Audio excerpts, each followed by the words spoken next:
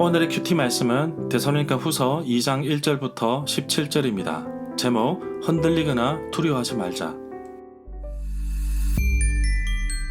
먼저 앞뒤 문맥을 살펴보겠습니다. 데살로니가 전서를 보낸 지 얼마 되지 않아서 데살로니가 교회에 어려움이 발생되어 상황은 더 나빠졌습니다. 그래서 데살로니가 후서를 기록했습니다.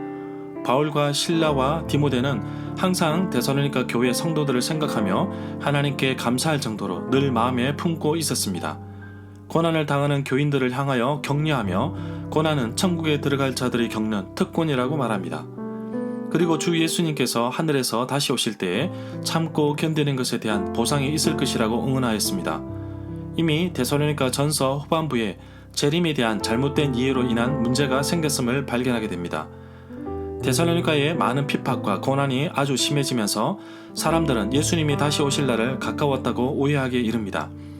그래서 데살로니가 전서에 이어서 예수 그리스도의 재림에 대해서 아주 상세하게 설명하고 있습니다. 문단을 나눠보겠습니다. 1절부터 12절은 악한 무리가 나타날 것이다. 13절부터 17절은 여러분들은 선택을 받은 자들입니다.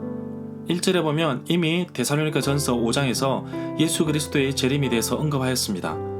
여기에서는 고난 중에 있는 데살로니가 교회 성도들에게 위로하기 위해 준 격려의 말인데, 데살로니가 후서에서는 재림에 대한 문제를 잘못 이해하여 주의 날이 이미 이르렀다고 주장하는 사람들로 인해 문제가 생겼다는 것을 발견할 수 있습니다.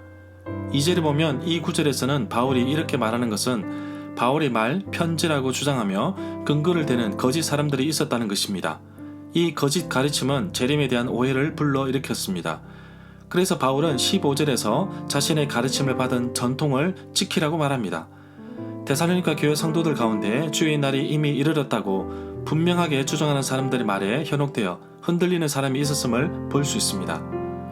거짓으로 현혹시키는 사람들이 바울의 편지, 글을 자신들도 받았다고 말하고 있는데, 원어로는 일부 사람들이 바울이 쓰고 가르쳤던 것을 잘못 전했거나 바울의 것으로 잘못 알려진 편지가 그들 독자 사이에 돌아다니고 있거나 둘 중 하나를 의미한다고 봅니다. 그래서 데살로니가 후서 3장 17절에서는 편지마다 표시를 해두었다고 하였습니다.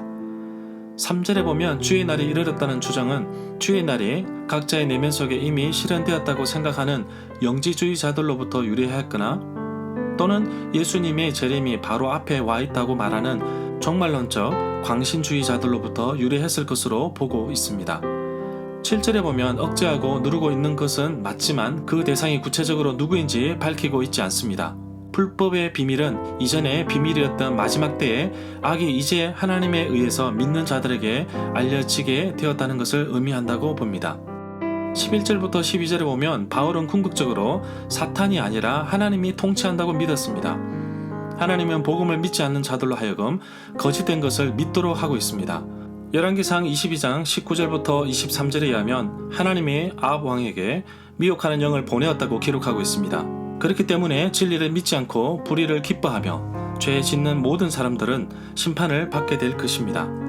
15절에 보면 바울은 영으로나 또는 말로나 또는 우리에게서 받았다 하는 편지로나 주의 날이 이르렀다고 해서 쉽게 마음이 흔들리거나 두려워하거나 하지 말아야 한다고 당부하고 있습니다.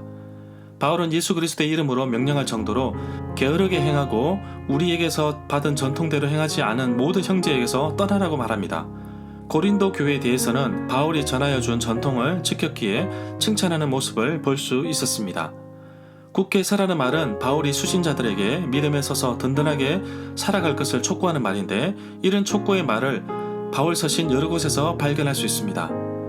13절 9절에서 말하고 있는 우리의 편지는 바로 앞서 보낸 데살로니가 전서를 말한다고 봅니다. 이 구절에서 의미하는 전통은 진리를 의미하는 것으로 봅니다. 데살로니가 후서 3장 6절에서는 예수 그리스도의 이름으로 전통을 지키라고 명령하고 있습니다. 내용적으로 보면 바울에게서 받은 전통을 의미하는데, 바울이 데살로니가 교회 성도들에게 가르쳤던 가르침을 말한다고 볼 수 있습니다. 17절에 보면 바울은 독자들, 데살로니가 교회 성도들에게 아직 주의 날이 오지 않았다는 것을 확정하면서 바울이 하나님이 그들을 구원하시기 위해 선택했다는 것을 그의 독자들에게 확신시켜주고 있습니다.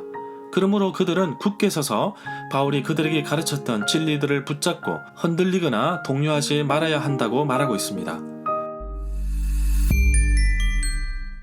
절마다 상세한 설명과 구절 해석 그리고 핵심 내용과 중심 줄거리는 네이버 블로그에 올려져 있습니다. 내게 주시는 교훈입니다. 세상이 마지막에 가까울수록 사탄은 그리스도인들을 넘어뜨리고 하나님을 배신하도록 만들고 미워하고 범죄하도록 계속해서 공격해 올 것입니다. 그럴 때 이길 수 있는 방법은 단 한 가지, 내가 하나님 편에 서 있는 것입니다. 이 영적인 싸움은 이미 2000년 전에 예수님께서 다 이기신 싸움입니다. 그냥 이 싸움을 즐기기만 하면 됩니다. 그래도 우리는 힘들다고 말합니다. 그런 이유는 아직 훈련이 덜 되어서 그렇습니다. 신앙이 탄탄하신 분들은 고난이 오면 당장 믿음의 자세를 취합니다. 아무리 강한 사탄의 공격이라 하더라도 예수님의 상대가 되지 못합니다. 오늘도 영적인 싸움에서 승리하기를 원합니다. 예수 그리스도의 이름으로 기도하며 도전하기를 원합니다. 내게 다가오는 유혹들을 말씀으로 물리치고 사탄의 어떤 공격에도 나의 신앙을 지켜내고 승리하는 그리스도의 삶을 살게 하옵소서. 바울은 데살로니가 교회 성도들에게 올바른 교훈을 가르쳤지만 어디선가 거짓 교사들이 나타나서 잘못된 말씀들과 가르침을 퍼뜨리고 있습니다. 오늘날 인터넷에 있는 자료들을 볼 때 무엇이 옳고 그렇지 않은지 구분하기조차 어려울 정도로 오염되어 있는 것을 볼 수 있습니다. 거짓의 영이 그리스도인들을 유혹해서 넘어뜨리는 것이 사탄의 전략입니다. 그럴수록 유혹에 넘어가지 않도록 하나님 말씀을 더 가까이 해야겠습니다. 오늘도 생각 속에 유혹이 파고들지 않도록 말씀 위에 바로 서 있는 하루가 되기를 간절히 소망합니다.